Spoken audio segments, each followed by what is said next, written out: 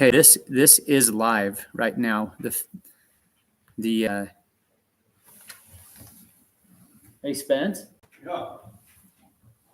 Hold on to it.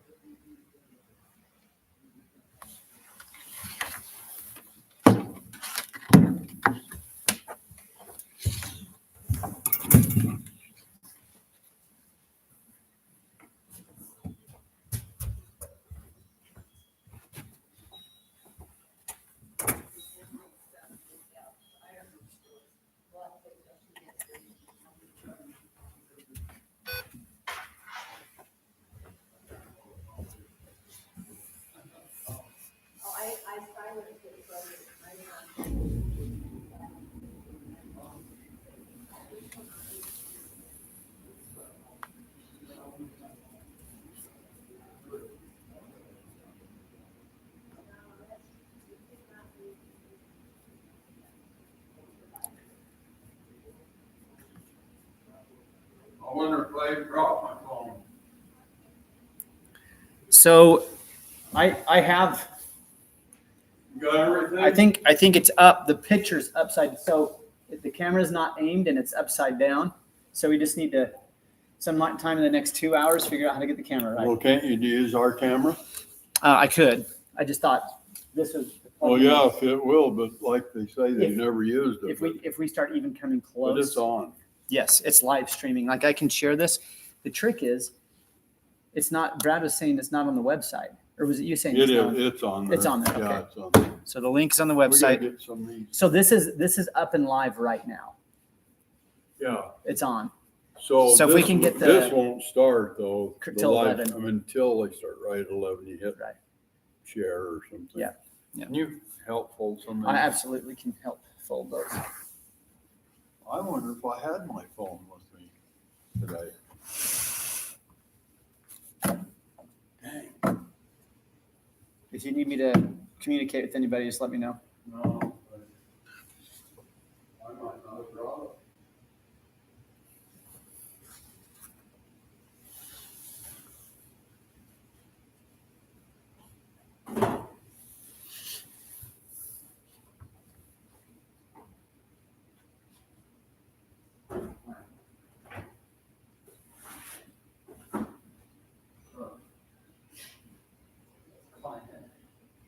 I'm gonna figure out that camera. Okay, that's good.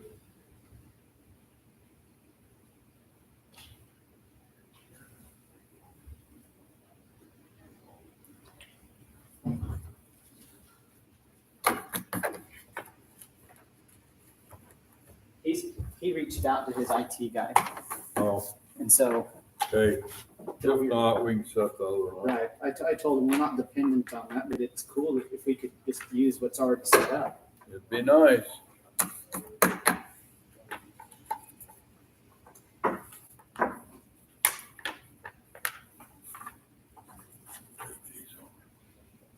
Well, it's hot in here.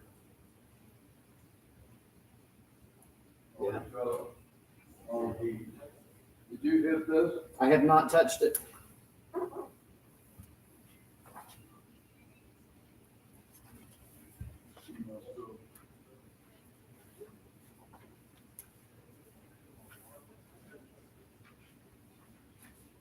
Boy, I don't know if we got a pen. You have a pen? Yes, sir. Let me see if I've got one here. Never don't have a pen. I never usually do. I don't have my phone either, so. Got any, you cannot? Yes, sir. Oh, good. Thank you.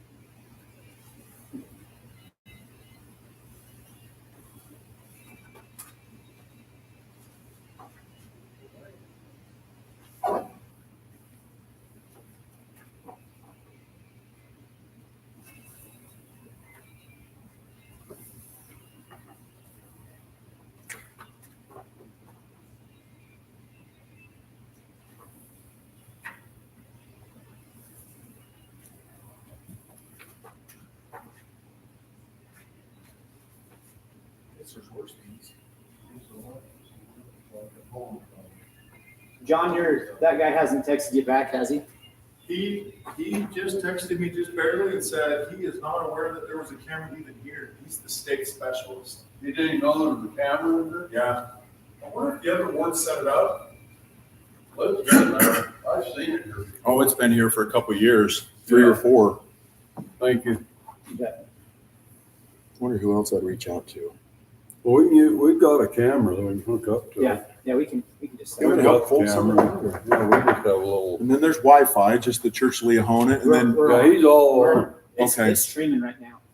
okay. And then at right We just need to 11, you get hit the share. If that doesn't have if that bogs down or backs out because of usage, Uh-huh. we have one in the bishop's office that's separate, Uh-huh. but we don't give out to everybody. Uh-huh. But it's pretty good. Oh, really? I Yeah. understand. That's my understanding is that, Yeah. that there's a underground. Yeah. Secret. Yep. You can get on if you're red on. Yep. Got to be red on. Exactly. I didn't. So Butters, you have to know that name. Oh, yeah. Like Craig Butters. So How do you know the butter? So Jay. Yeah. I grew up just in the business world with Jay. Jay was my first professional boss. So him and I know his brother Brad, and I knew his parents a little bit, but not We had really. our coach, football coach was Butters. Craig. Craig Yep. Butters Craig Butters. from Yep. Weston. Uh-huh. The Butters was Is from he there. back over coaching at West Side again? What's that? Did he go back over to? No, he's still in one. Is he coaching Yeah, still? he's not coaching. So Povey. So I work at the Povey. Povey's, Wayne Povey. They're Clifton people. Povey's. Yep. Well, I think it's Wayne is her father's name. And then Wade, his brother, is a farmer out in Aberdeen. I hunt his pheasant land out there. Oh, I nuzzle up to him. I knew so- him before I knew her.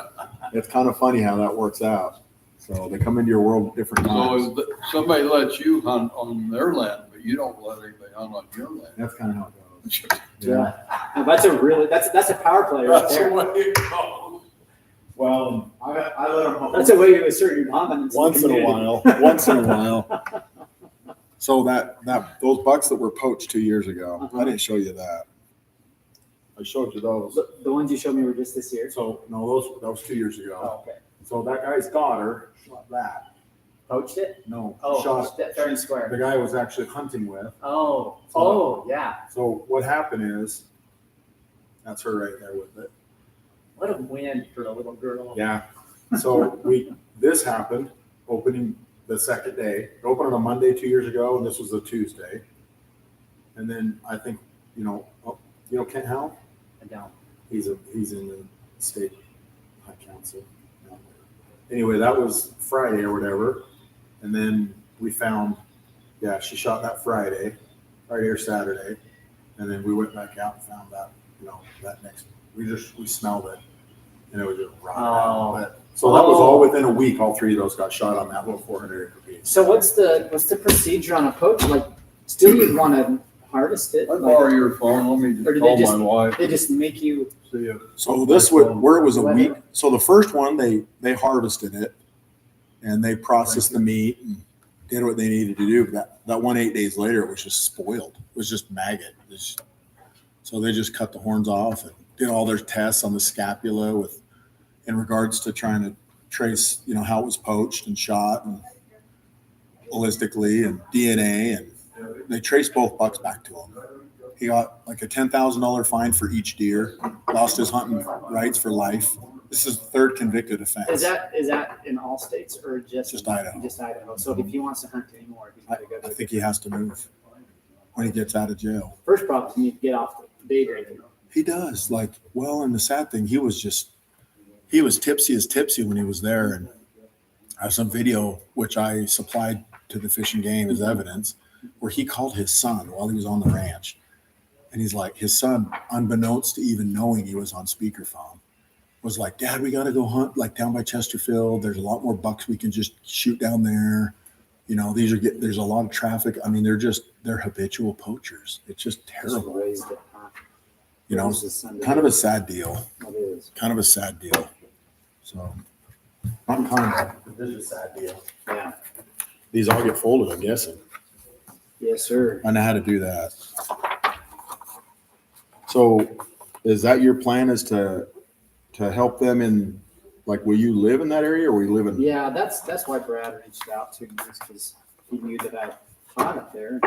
I just had bumped into him at a viewing over there in the lad, and he said, "How could you like living over there?" And I said, "I would love to just got tired of teaching seminary." Sure, it's a beautiful area. And what if you're not going to do that? What else are you going to do? Work for the mines, that's about it. And you could. There's a lot of people who do that so that they can live where they want to live. Sure. Yeah, the opportunities professionally are definitely limited that way.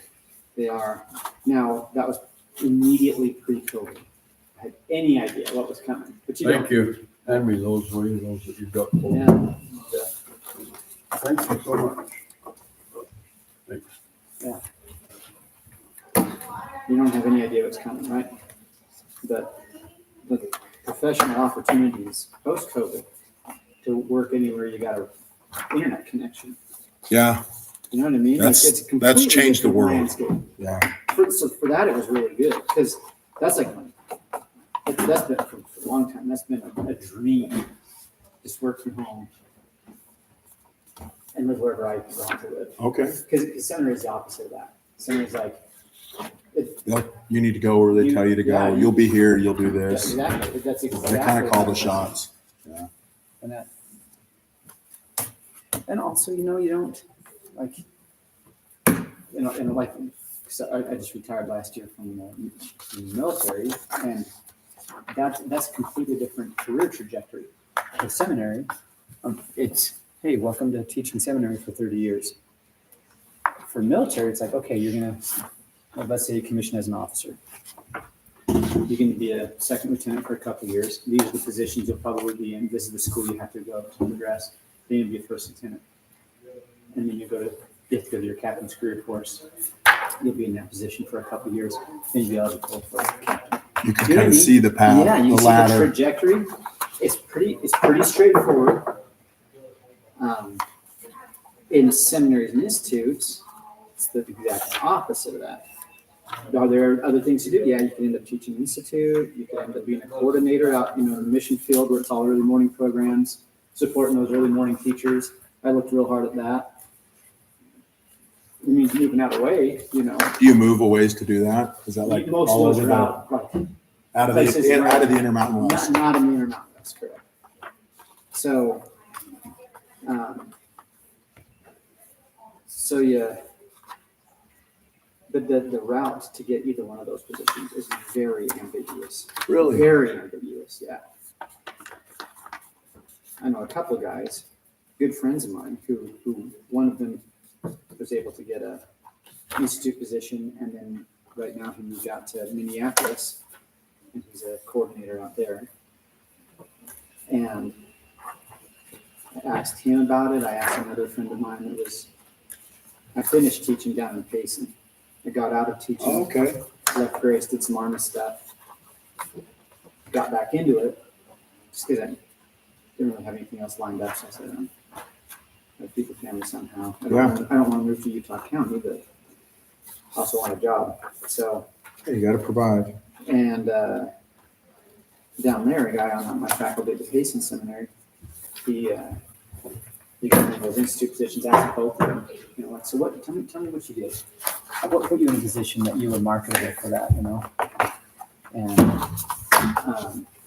both of them said it's because the first one I mentioned had been a state president, Oh, and so he had so a lot he of goes, knowledge you and end up experience. interacting with state presidents. And I was like, I get the operational expediency or advantage of it, but and then the other guy said the same thing. I got the institute job because I was in the YSA institute, YSA state presidency, and I was like, so what I'm learning here is a little bit of this is connected to what Colin Nepotism, had. almost a little through the church. If I said it, like I was just thinking, if more people were aware, like, because not everybody asked those questions that I was asking, But if more people did and more people got those answers, you would develop the idea of people would be aspiring to callings, which I don't like. I think if you have an I single the glory of God, it's not equal to aspire to a I calling. agree. Abraham chapter 1, verse 2, this is what I wanted out of life. That's going to put you in a leadership position. But yeah, I single the glory of God. But if what I learned was more widely known, you'd have people aspiring to positions because it makes greater professional maneuverability. Creates open doors. And so, now, am I saying that that's the case of everybody who's got an institute job? No. I'm just saying, like, how's a guy who's interested in not just being in the seminary classroom for 30 years? Do something different. Yeah. And I found that to be very, very frustrating. And some guys are hardwired. They want to be in the seminary classroom for 30 years. They can make the same pay increases. You can, if you want to get your graduate degrees. They treat it like a business. Yeah, they really do. Like, they'll pay you for what you're qualified. So I thought that was really cool about working for seminaries and institutes is that, let's say I just stayed in Grace. Let's say I was hardwired to just do the same job for 30 years. They would, if I got my master's degree, so that pushed me over lane change. I'm going to get maybe a PhD. What they're less than straightforward with is how maneuverable a PhD makes you. Because some of them, but it depends on who you're asking. If you're asking one of these guys who loves the seminary classroom and just wants to be there for 30 years, then he's going to give you, he hasn't even looked into what career opportunities does getting a PhD open up for a seminary teacher. So he doesn't even know because it's not interesting to him. You see what I'm like? Mm-hmm. This should be like orientation. Yeah. Hey guys, here's a career field you're jumping into. Here's what you'll probably end up doing for the first, let's say, 10 years. And then, but not necessarily. Who knows after that? And who knows for sure before that? Like one of the guys I got hired with, he taught a regular seminary teaching job for like 5 or 6 years, and then got a coordinated position opened up, and he went down to the Dallas area. Lives north of Dallas, and loves coordinating. Well, it is different. Oh, it's the most like, I had another friend tell me it's the most like being an entrepreneur. Yeah, I could see the business side of that a lot more than the church Every side day of is that. different. Yeah. You're coordinating people, you're managing them. Yeah. It's like you're in a management for a company. Yeah. That's what and you're doing. You're doing networking because you're working with state presidents. Yeah. You're working with their high Problem council. solving, all of that. All that stuff. And that was wildly attractive to me. My problem, and I did inhibit myself a little bit because I like living in Grace. And not in Grace, like out of Grace. Yeah. We ended up building a home 9 miles southeast of Grace. Oh, down through the Narrows almost? Not that far. So you go down to Niter, and then east. That's so cool. And then like right up against the mountain there. That's so We had cool. 16 acres. We had the mountain in our backyard. And that was my dream lifestyle. I used to have to remember how burned out I was. To get there. Because I'm not hardwired to do the same thing for 30 years. Yeah. Yeah. And I didn't know that until I'd done it for a lot, You don't know. Yeah. That's There's true. no How many fault. children do you have? 4. Oh, cool. How old are they? I've got 3 sons. Oh, good for you. 25, 23, and 20. Oh, are you an empty nester? Yeah, It's we a game changer. became a year and It's a a half, 2 completely years different ago. world. Yeah. Our youngest is the only one that served. He served in Brazil. Which mission? Cuiabá.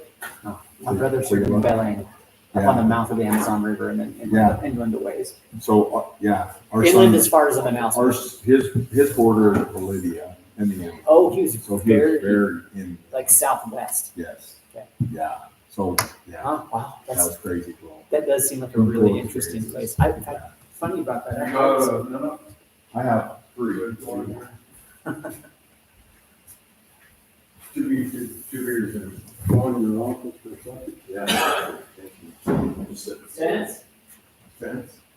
I'm gonna. What's up? I don't know what the solution is for this camera, so I'm just gonna set up ours. No, go ahead. I think we'll be safe.